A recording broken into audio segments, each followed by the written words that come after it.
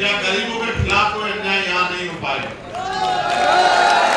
सामान्य साथियों, मैं चाहता था कि इस बात को मैं सबसे बाद में रखूं, लेकिन 2 दिन पहले जिस तरह का सलूक यहाँ की पुलिस ने हमारे कार्यकर्ताओं पदाधिकारियों के साथ किया, मैं डरने की चोट पर यह कहना चाहता हूं कि हम स्वाभिमानी लोग हैं, ना हम किसी का अन्याय करते हैं और ना कभी हम अन्याय सहते हैं। समय आने दीजिए, अन्याय करने वालों से सूद समेत हिसाब किया जाएगा। मेरी बात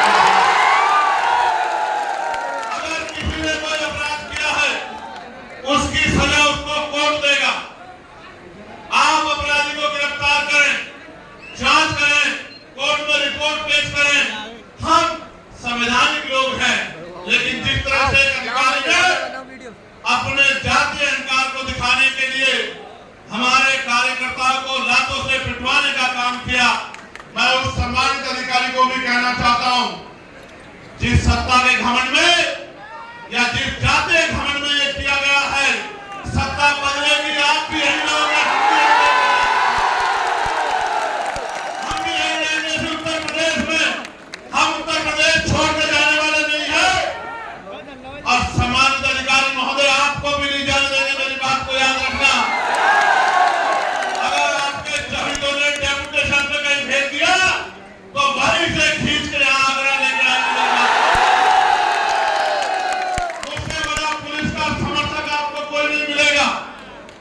आजादी के 75 साल में अगर पार्लियामेंट में पुलिस के भाइयों को भी न्याय मिले, 8 घंटे की ड्यूटी उनको अन्य कर्मचारियों की तरह करने का मौका मिले, सप्ताह में उन्हें 1 दिन छुट्टी मिले, उनकी बॉर्डर स्कीम खत्म की जाए, उनकी वेतन विसंगतियां दूर की जाए, ये मामला भी अगर पार्लियामेंट में किसी ने उठाने का काम किया तो आपके चंद्रशेखर आजाद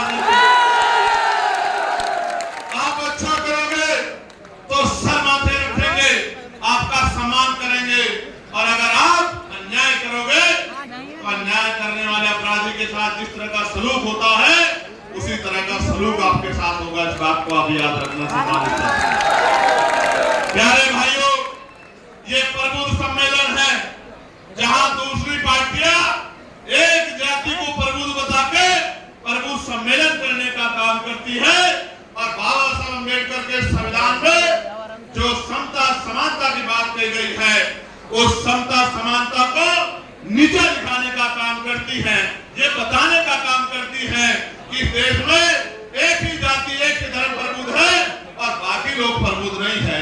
मैं आज ऐलान के साथ कहना चाहता हूं कि हमें अवसर मिला, इस 75 साल में हमने भारत की कोई पोस्ट नहीं छोड़ी जिस तक हमने पहुंचने का काम ना किया हो, और ये हम सिर्फ आरक्षण के दम पे नहीं पहुंचे, अपनी मेहनत के दम पे भी पहुंचे हैं।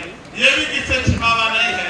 हाँ, एक बात तो जरूर है, एक पोस्ट बाकी है जो बाबा साहब अम्बेडकर का भी सपना था, जो माननीय रहबरे माननीय काशीनाथ साहब का भी सपना था। इस देश में भी कमजोर वर्गों का प्राइम मिनिस्टर नहीं बना।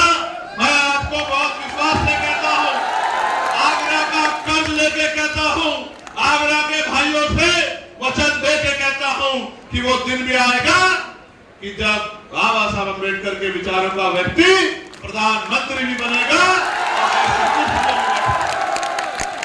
और ये होगा कैसे? ये होगा ऐसे कि देश में लोकशाही है।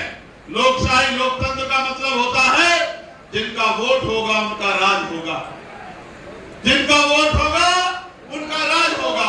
यही लोकशाही का पैमाना है, और वो नारा ये है कि जिसकी इतनी संख्या वाली उसकी उतनी हिस्सेदारी। नारा ये है कि वोट हमारा, राज तुम्हारा, नहीं चलेगा, नहीं चलेगा। आप और कहीं मत जाओ, हम आगरा पे बात आज करेंगे, आगरा मंडल पे बात करेंगे, आगरा जिले पे आज बात करेंगे। यहाँ हमारे पास व्यापारी भी है, यहाँ हमारे पास शिक्षक भी है।